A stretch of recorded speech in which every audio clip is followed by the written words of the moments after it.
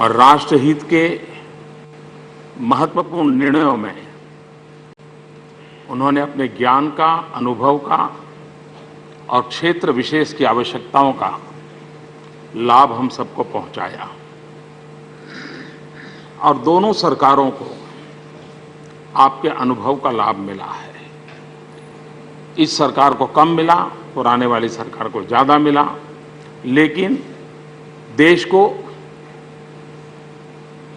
पूर्ण रूप में आपका लाभ मिला है। यहाँ जब हम आते हैं तब हमारी अपनी एक विचारों की सीमा रहती है।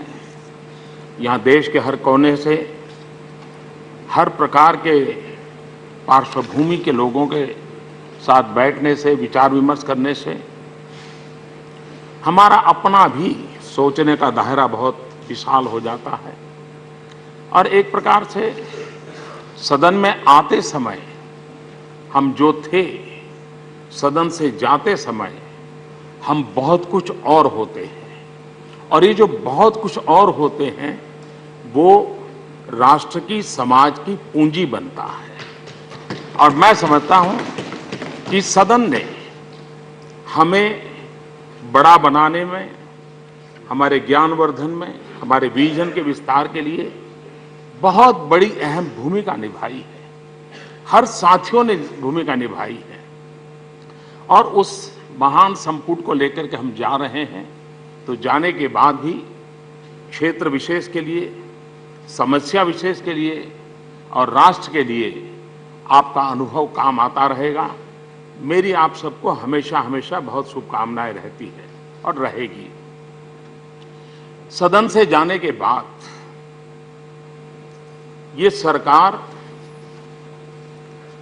आपके लिए उसी प्रकार से काम करने के लिए तत्पर रहेगी जिस प्रकार से एक सदस्य के तौर पर आपका हक बनता है। और इसलिए जाने के बाद भी जहां तक सरकार का मसला है, आपका वैसा ही हक बना रहेगा।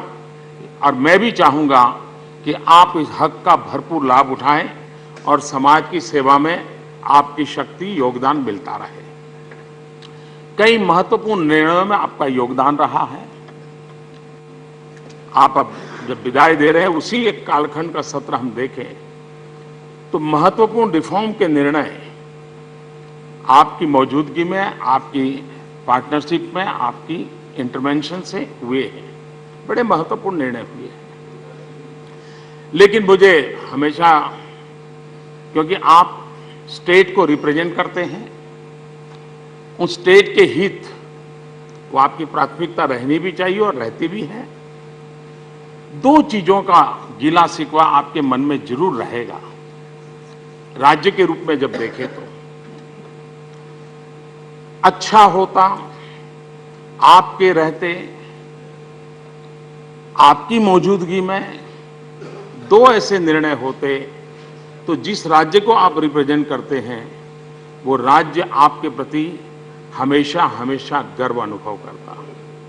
एक जीएसटी, ताकि जो बिहार से यहां आते हैं, जीएसटी से बिहार का भरपूर लाभ होने वाला था, यूपी को भरपूर लाभ होने वाला था। एक या दो राज्य को छोड़कर के सब राज्यों को भरपूर फायदा होने वाला था।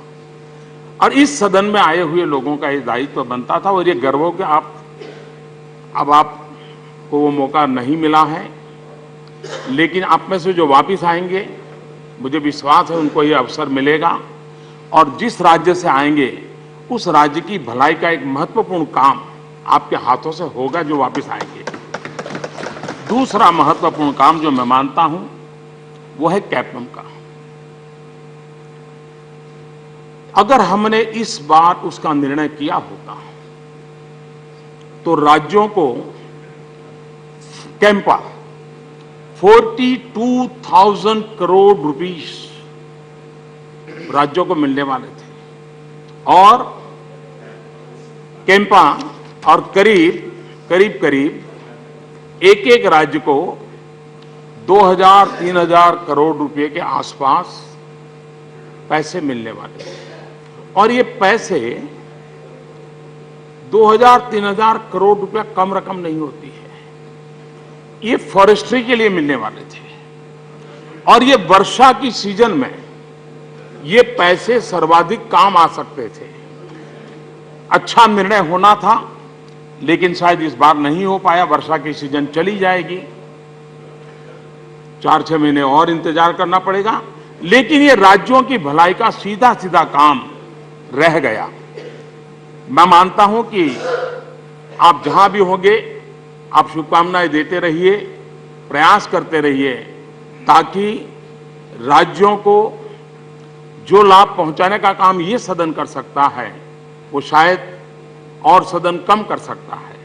मुझे विश्वास है कि आपकी शक्ति, आपका अनुभव इसलिए भी काम आएगा।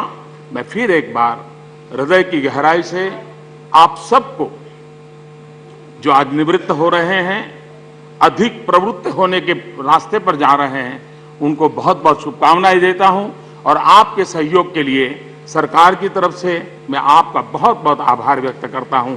धन्यवाद। थैंक यू प्रधानमंत्री जी। श्री अनंत शर्मा।